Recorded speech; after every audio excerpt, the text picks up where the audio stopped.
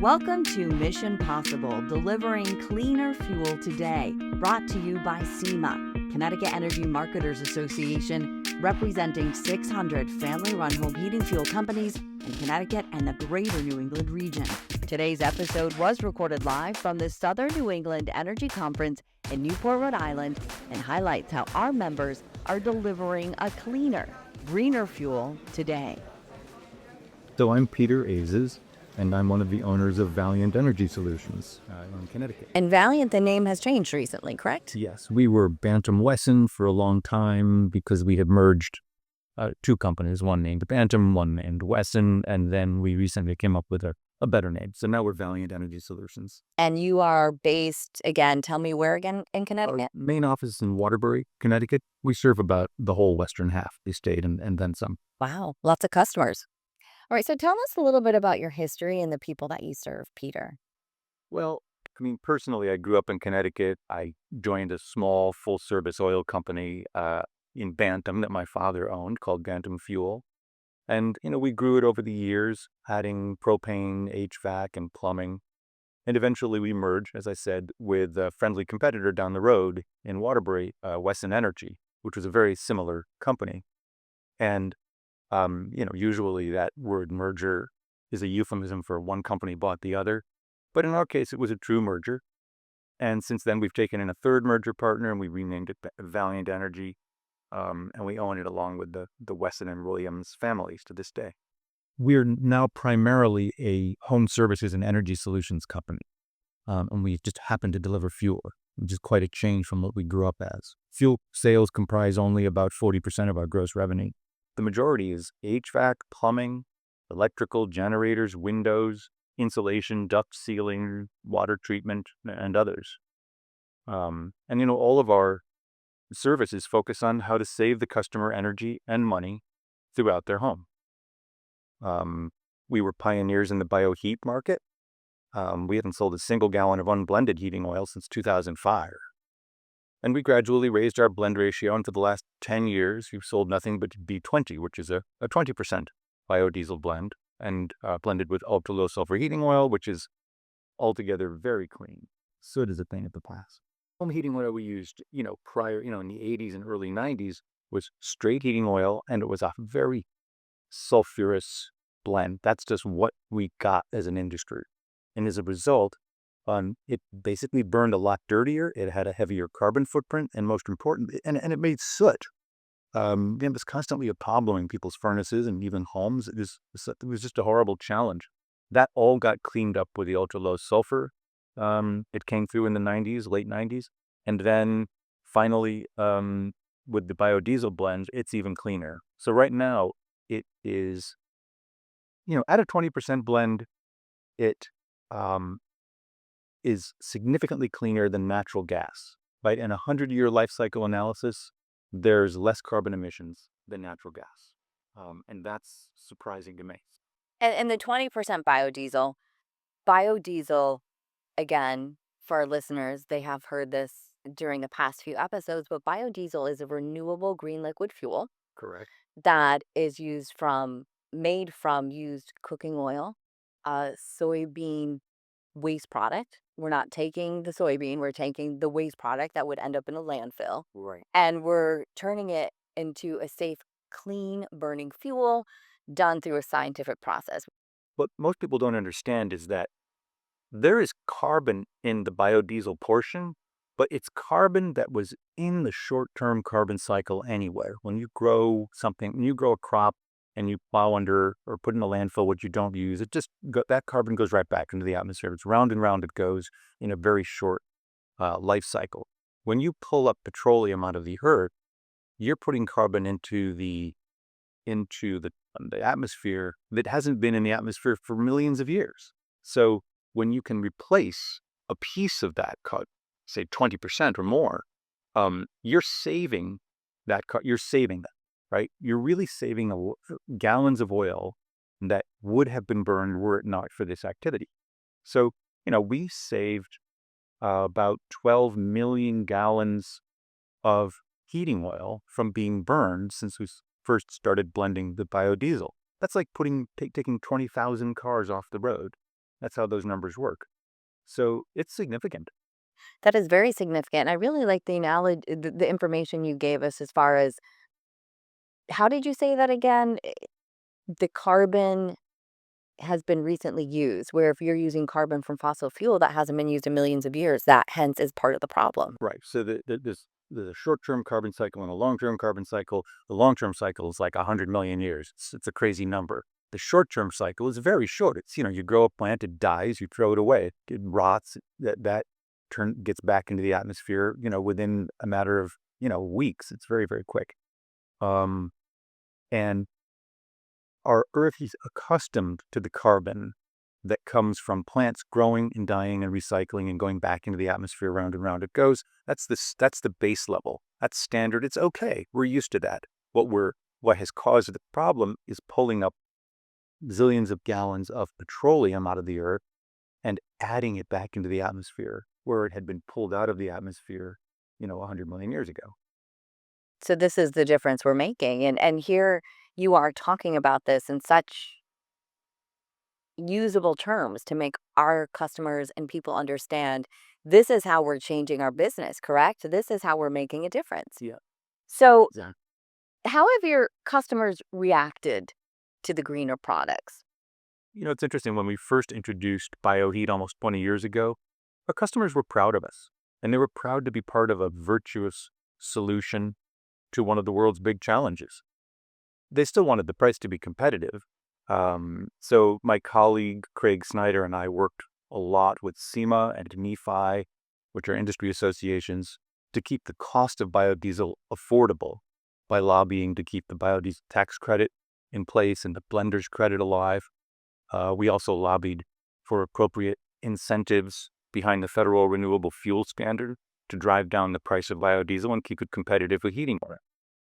I think today customers expect our products to be green, but they're always surprised when we tell them that, as I said earlier, in a 100-year life cycle analysis, our bioheating oil blend emits less carbon than natural gas.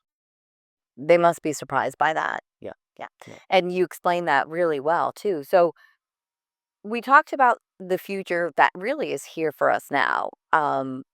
You're using, you said 20% biodiesel blend. That's right. It's only going to increase throughout the years. Talk about that. Right. So I think there's um, most of the heating oil that gets shipped into Connecticut is now at something like a 3 to 5% blend. And there's no obligation to blend at a higher level, but we just have done so voluntarily because we want to do the right thing. And we think it matters to society. We think it matters to our customers. And it basically costs no one to do that. All of our customers who are burning our biodiesel blend have had to make zero changes to their systems, right?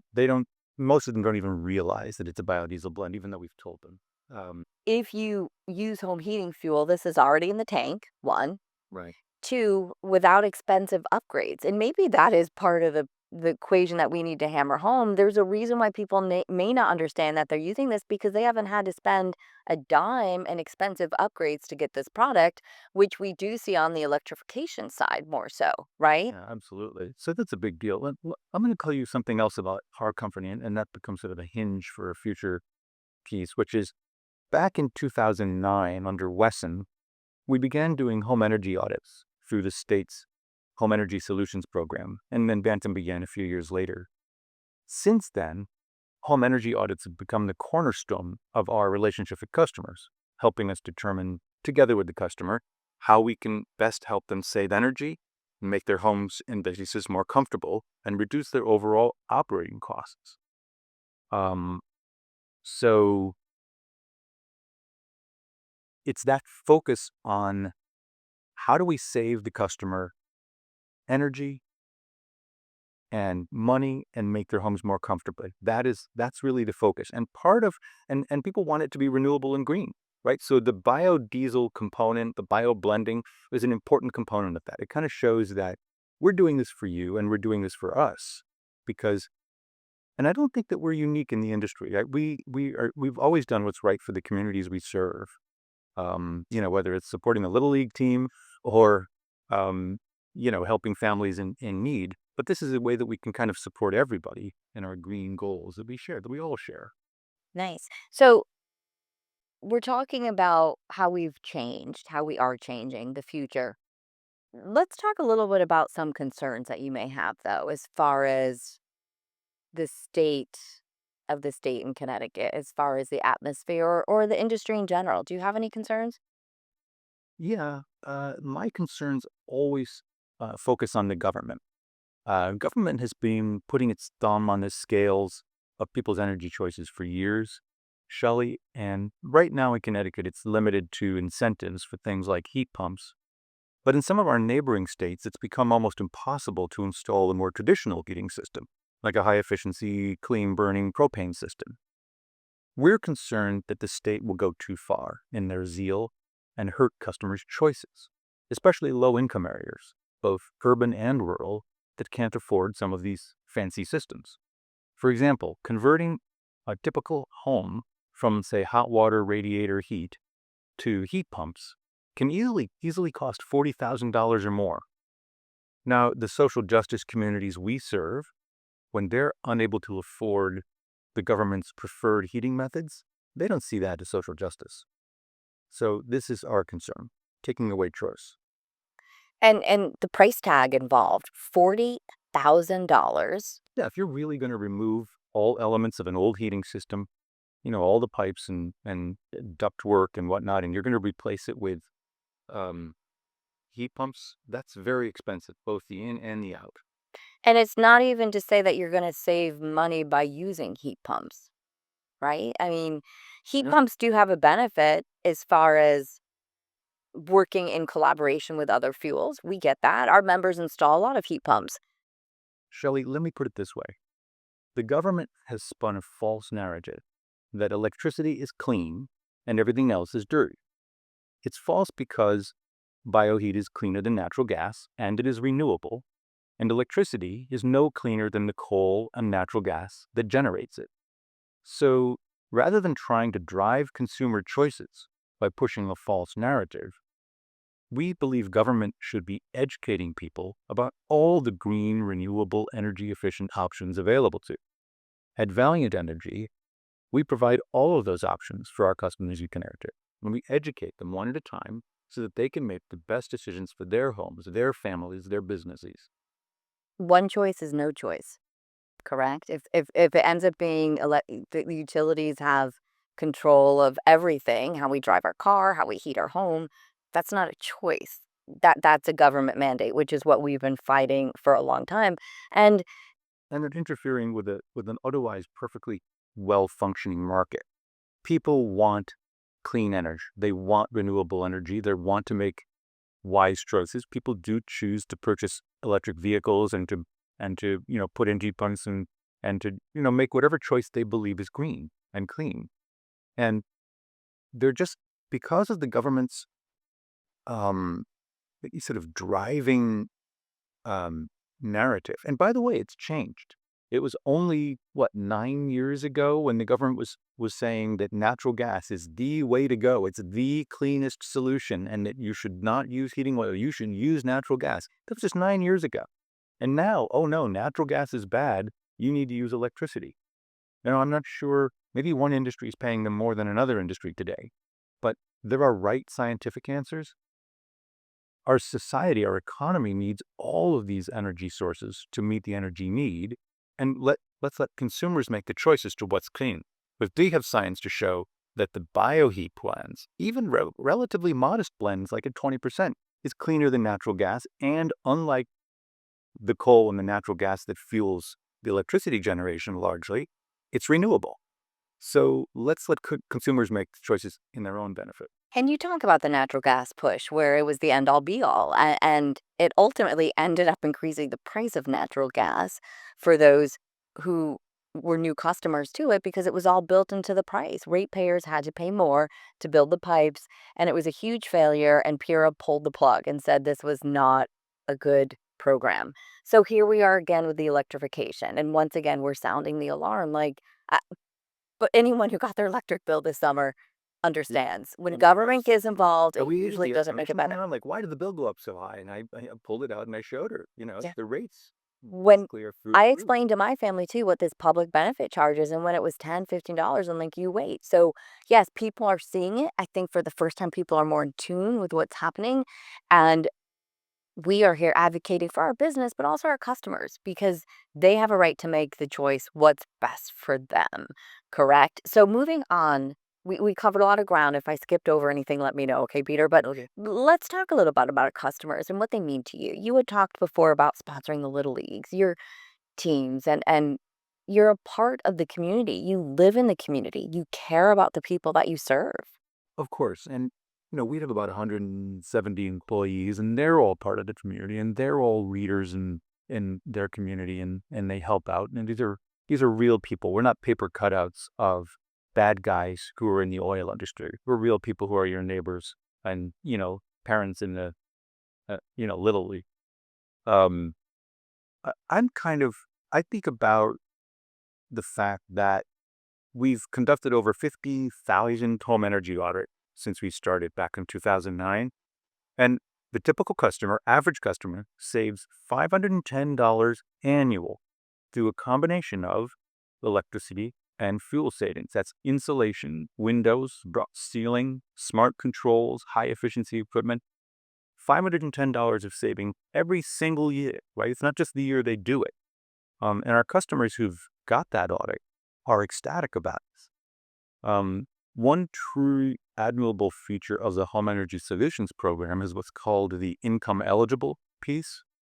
If a family earns less than a certain amount, they don't have to pay for up to 80 to 100% of the energy efficiency upgrades. That includes insulation, windows, water heaters, heating systems. It can easily be $20,000 of value that a working family can take advantage of. You have to get the audit and have somebody trustworthy to explain what your options are. But we've helped hundreds of families in this way. And our employees are really proud of that. And with you should be proud. Any particular stories that come to mind of a one person that you've helped or you got a call from someone who desperately needed help? Oh, absolutely. Gosh, one that comes to mind. There was someone that didn't come through the front door. I think it was somebody my wife knew who was sort of struggling. She had an abusive husband who left her, and she was stuck with this house, and she thought she could afford the house, but it needed a new, I don't know, water heater or something, right? So I said, well, if you need a new water heater, and I knew she didn't make any money, let's come and do an energy audit. Maybe we can get you that water heater at a discount or something. So we did the audit and discovered that the house was a SIB, right? Had ancient windows, no insulation, ductwork is leaking at every joint, horribly old, inefficient furnace. The water heater, yes, was leaking. We were able to basically replace all of that for her. I don't think she paid a penny. It was like she had a new house. So she was ecstatic, and she's saving a lot of money on both electricity and fuel every year. But that's just one story out of hundreds. It happens all the time. It happens every day. And you care about the people and you know their names and their stories and how you go in there where some people can say, not my problem. Um, that's not what Peter does and his staff. And I've heard that time and time again from our CEMA members, how much they love the people that they help and they care about them and they want to see them safe, especially during the cold winter months. Yeah. So kudos to you. It does show you a difference between our small mom and pop shops that are locally owned that are in the community, that care about the community versus utilities. Yeah, we are so grateful to our customers, grateful for their business, for their confidence in us. And, we know we need to keep working every day to keep earning their trust. And that's what gets us out of bed in the morning. Using just a few words, Peter, this interview has been fascinating. Thank you for your time. But using just a few words, how would you describe the future of the industry, your industry? That's interesting. I think that if the companies in the industry have the foresight to embrace the opportunity to serve customers the way they want to be served, not to just say we're an oil company and we've got oil and we can repair your equipment, but to look at the fact that they want savings throughout their home. They want their homes to be comfortable, efficient, convenient, green, and affordable. And that's way more than just the heating system and the fuel. If companies have the foresight to embrace that opportunity, there's a bright future for years to come. I think one of the things I was thinking about is that the systems in people's homes are increasingly complex, right? And it used to be that my dad could repair his own automobile quite competently, right, back in the 60s and 70s. Other than people in our industry, there are zero dads who can repair a heat pump or even an air conditioning system. So there is work for us and a niche for us as far into the future as the eye can see. Right, because that's another fascinating aspect. Thank you so much, Peter. Anything else you'd like to add before we wrap this up? It's been a pleasure talking with you. It was really great speaking with you too. Thank you for joining us on this latest episode of Mission Possible, delivering a greener fuel today, and much more, actually. So enjoy the conference. There's a lot of excitement here happening in Newport. We appreciate you taking the time to stop in and share your story and all the good work that you do. Thank you so much, Peter. Thank you. And thank you for listening to Mission Possible. Be sure to tune in next time to hear more stories on how our members are making a difference. We'll see you then.